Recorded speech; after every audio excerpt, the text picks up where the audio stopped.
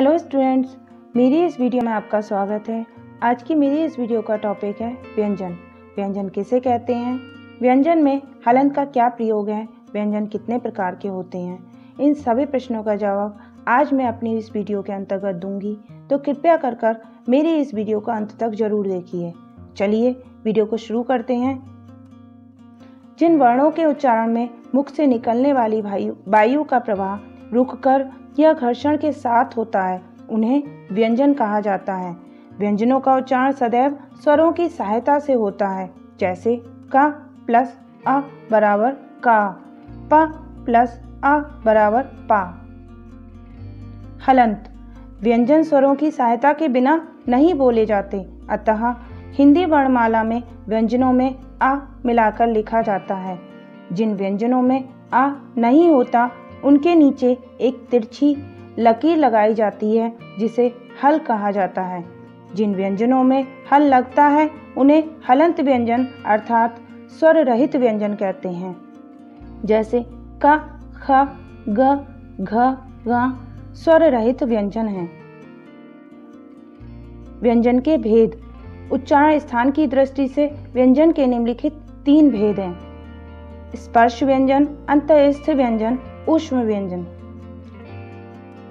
सबसे पहले स्पर्श व्यंजन।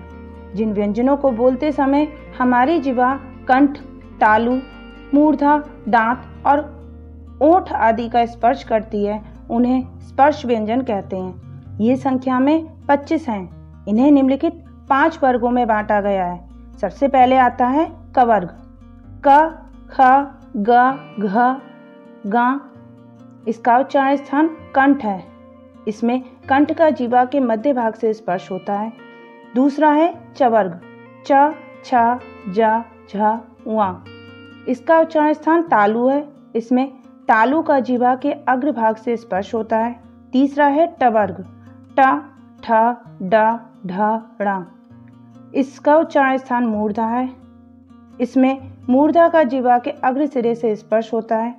चौथा है त वर्ग। त, थ, द, ध, न। इसका उच्चारण स्थान दांत है। इसमें दांत का जीवा के अग्र सिरे से स्पर्श होता है। पांचवा आता है प वर्ग। प, फ, ब, भ, म। इसका उच्चारण स्थान ओंठ है। इसमें ओंठ का दूसरे ओंठ से स्पर्श होता है। ध्यान देने योग्य बात। उच्चारण स्थान। मुख के जिस भाग से जो वर्ण बोला जाता है, उसे उस वर्ग का उच्चारण स्थान कहते हैं। ग, व, ड़, न, म। व्यंजन वर्णों का उच्चारण नासिका के स्पर्श से होता है। ये जो 5 वर्ण लिए हैं, जो 5 वर्ग बताए थे, उनके ही अंतिम 5 अक्षर हैं ये। इनका उच्चारण नासिका के स्पर्श से होता है, इसलिए इन्हें नासिकीय व्यंजन भी कहते हैं। ड़ तथा ड़ शब्द के मध्य तथा अंत में प्रयोग किए जाते हैं, जैसे लड़ना, पीड़ा, बड़ा, रवड़, पढ़ाई, चढ़ाई, गढ़ आदि। अगला आता है अंतःस्थ व्यंजन। अंतःस्थ का शाब्दिक अर्थ है मध्य में रहने वाला। अंतःस्थ व्यंजनों में जिह्वा मुख के किसी भाग को पूरी तरह स्पर्श नहीं करती। वायु भी बहुत कम समय के लिए रुकती है, इसलिए ये व्यंजन अंतःस्थ व्यंजन कहलाते हैं। इनकी संख्या 4 है: य, र, ल, व। इसके बाद आता है ऊष्म व्यंजन। ऊष्म का अर्थ है गरम। ऊष्म व्यंजन ऐसे व्यंजन हैं जिन्हें बोलते समय अंदर से निकलने वाली वायु मुख में विभिन्न भागों से घर्षण करती अर्थात रगड़ती हुई बाहर आती है, अतः घर्षण के साथ उच्चारण होने के कारण वायु में ऊष्मा उत्पन्न हो जाती है, इसलिए इन्हें ऊष्म व्यंजन कहते हैं। इनकी भी संख्या 4 है: श, सा, सा, ह।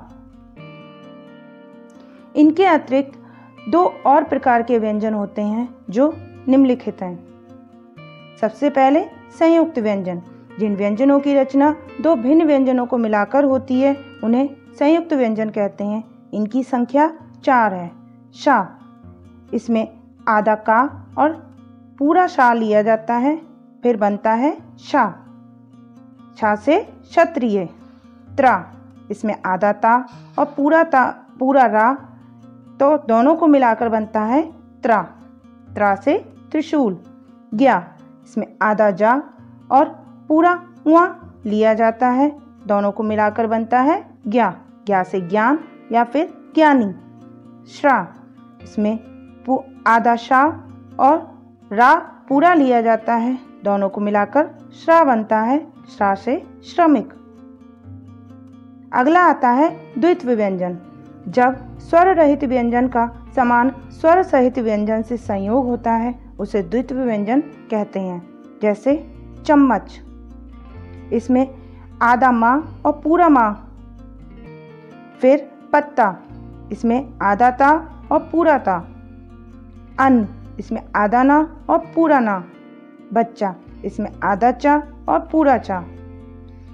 अर्थात कहने का तात्पर्य यह है कि जो भी अक्षर लिया है हमने उसका ही आधा अक्षर और पूरा अक्षर, यानी कि एक तो आधा यानी कि स्वर रहित होगा और एक पूरा यानी कि स्वर सहित व्यंजन लिया जाएगा।